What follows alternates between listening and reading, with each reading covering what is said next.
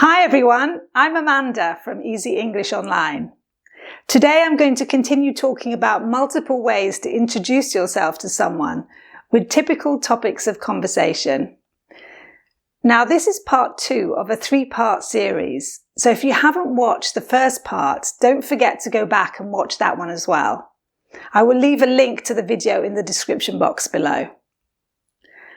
As always, to accompany the video, I prepared some notes for you to download. I will explain how you can download them at the end of the video. So for now, just sit back and enjoy the lesson. So our next expression, if we have just met someone new, we may be interested to know more about them, like where they're from, etc. Where do they come from? Sometimes this can cause some confusion when someone asks, where are you from? I mean, do they actually mean, where were you born? Or where do you live now? Or do they mean both? So usually, where are you from means where were you born? What country are you from? What city or region did you grow up in? This can sometimes get confusing if someone was, say, born in France, grew up in Spain, and is now living in Germany.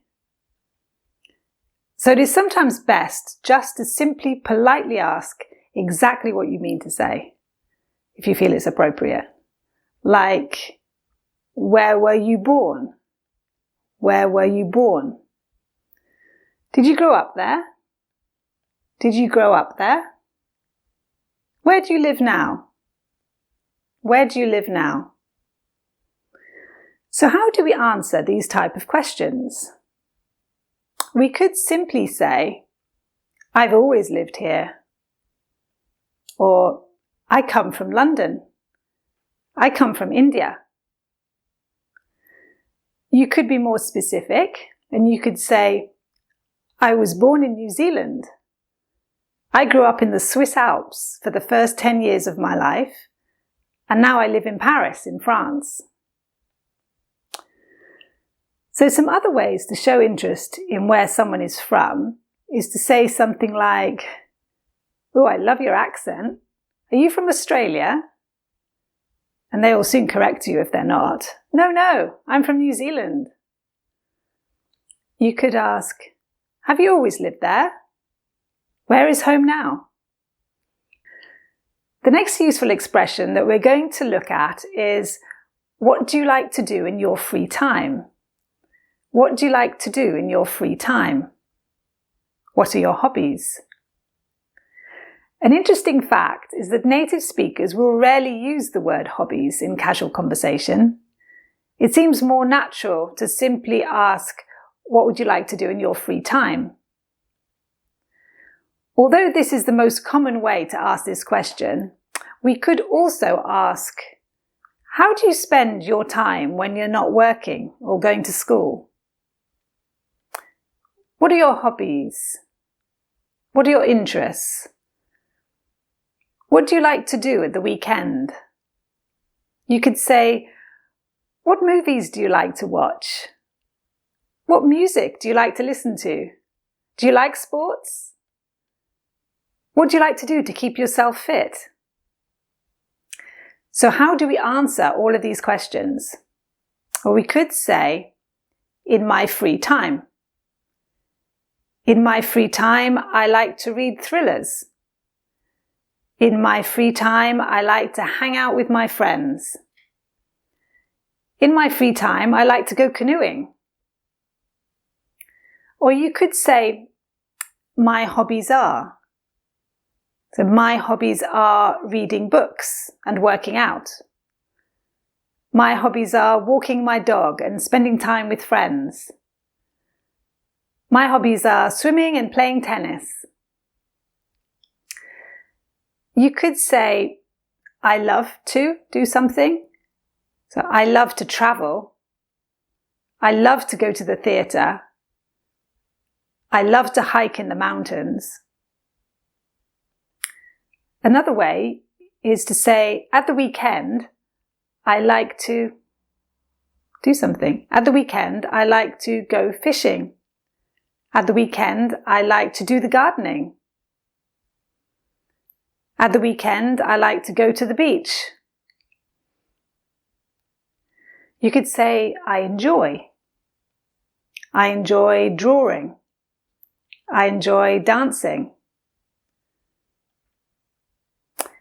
There are so many ways. You could say, I'm into something. So being into something means you like something a lot. So you'd say, I'm into playing the piano. I'm into painting. I'm into learning languages. You could say, I'm interested in. So I'm interested in French history. I'm interested in the history of art. I'm interested in learning about different countries and cultures. You could say, what movies or films do you like to watch? I love to watch romantic comedies. I like thrillers. I don't like horror movies at all. What music do you like to listen to? I like pop music. I love classical music. I like to listen to opera.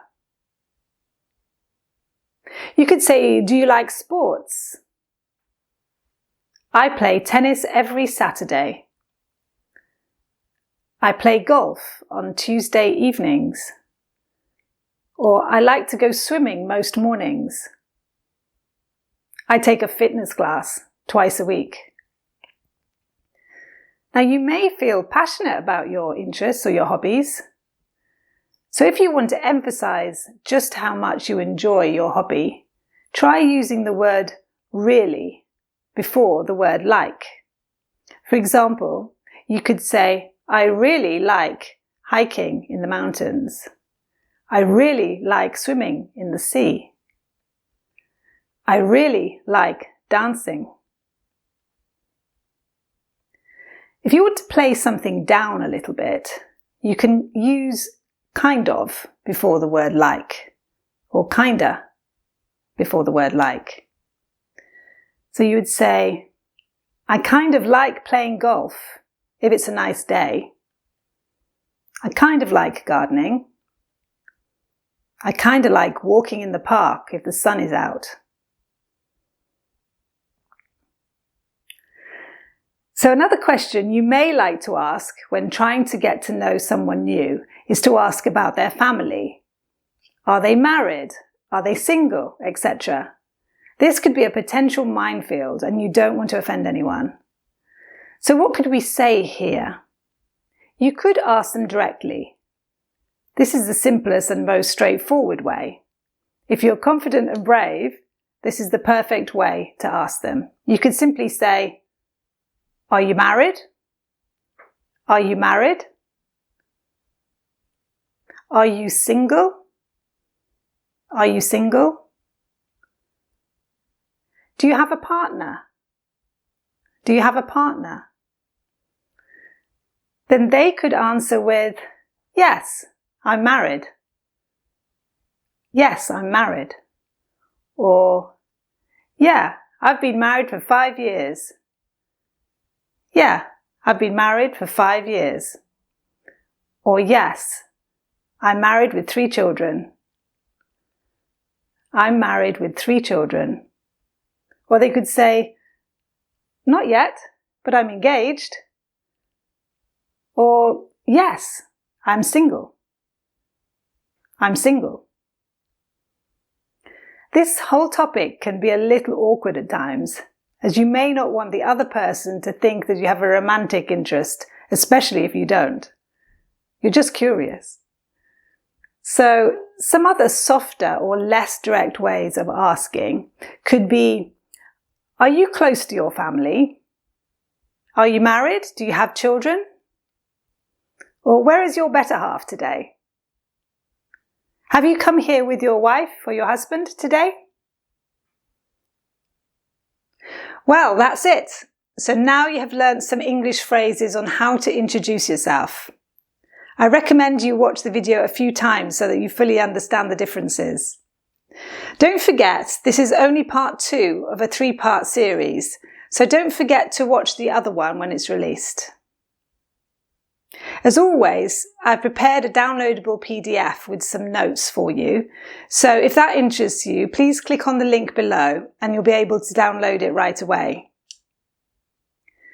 Now, if you're struggling on a specific area of English and you would like me to do a video on it, please let me know in the comments below. Anyway, I hope you liked the video and don't forget to press the all-important like and subscribe button below.